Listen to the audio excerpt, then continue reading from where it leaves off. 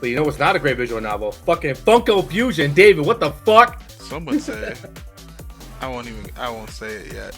But say it. Some would say it's not a great. I'll video. stay with you.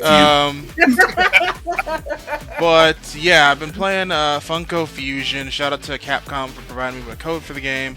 I've played through the Scott Pilgrim vs. the World area so far, and I have ran into Mega Man. And I've probably logged maybe like 3-ish hours into the game so far. It's alright. It's like I'll give it a generous low 7. A generous solid 7. You get the 6 plus a point for being funny because it's so fucking jank. So basically what happens is you turn on Funko Fusion. No, so TLDR, Funko Fusion is a game.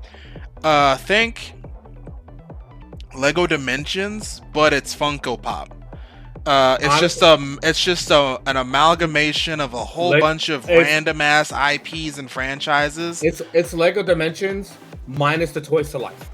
Yeah, minus the Toys to Life, but it is a whole bunch of franchises just tossed together, crossing over with each other. Like you have Scott and Ramona from Scott Pilgrim with like Chris Pratt's character from Jurassic World, plus like He-Man and Skeletor, and like there's a whole bunch of other characters that are represented too. But so when you start up the game, you can choose one of 4 characters from one of 6 major franchises. So there's Jurassic World, Umbrella Academy, Scott Pilgrim, The Thing, Battlestar Galactica, and He-Man.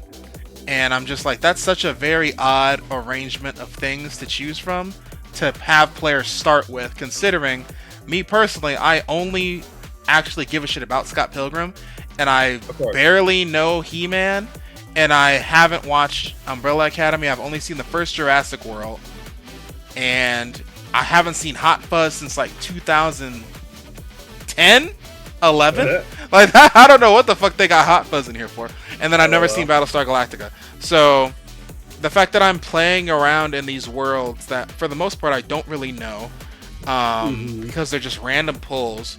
Like I just decided to unlock the Jurassic World levels, but I'll go through those until I guess I can't understand what's happening anymore once we get past the first movie. But then there's also a lot of other characters that are getting cameos in the game. Like you'll see FNAF's represented, Back to the Future's in here in some capacity, Invincible, Megan, Chucky, Jaws. So like there's these other characters pop up at some point, but it's like you kind of have to like find them and unlock them, do certain objectives, because basically how it works is like it's similar to a Lego game where, or at least it seems like it's similar to the older Lego games where they're not really like super open world environments, but they're more like it'll be like, okay, so you're in this area, you have to get this door open, but you have to hit these switches, but you have to find in certain things to hit certain things in certain orders to get things done. There's also like every character has a melee attack and a ranged attack. Some characters they have like a dodge button, which is like a dive, but then other characters have the dodge button, but it's the shield that you can deploy as well. So a defense, it's more of a like some characters more defensive than others. There's also like a main thing where you can pretty much unlock there's like 3 different types of dispensaries that you can get, where it's like some things will give you health items, some things will give you like utility items like bounce pads or like other things that you use to interact with the environment.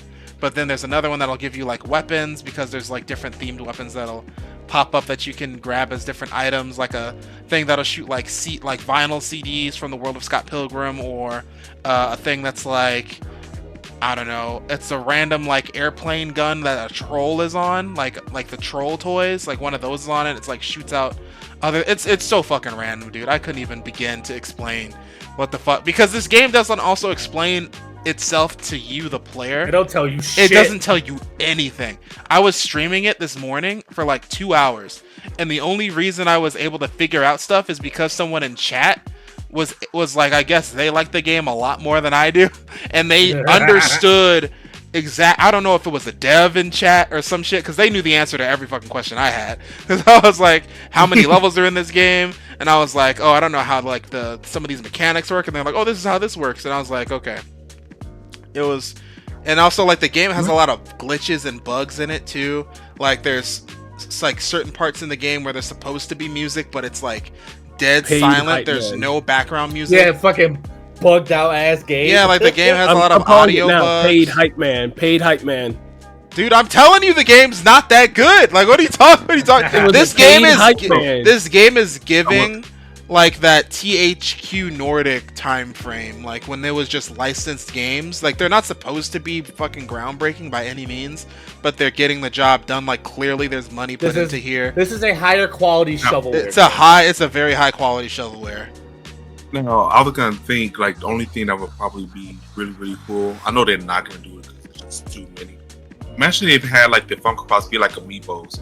You could scan them in somehow. I thought that's what they were gonna do, but I guess no. They just have like a specific handful of like IP that they were able to get the licensing for to adapt into the game. I wouldn't be surprised if within the year they did get more worlds or characters into the game, because that seems like some shit that they would possibly do. Because even Lego Dimensions did that for like a year or two after launch. But base game is super.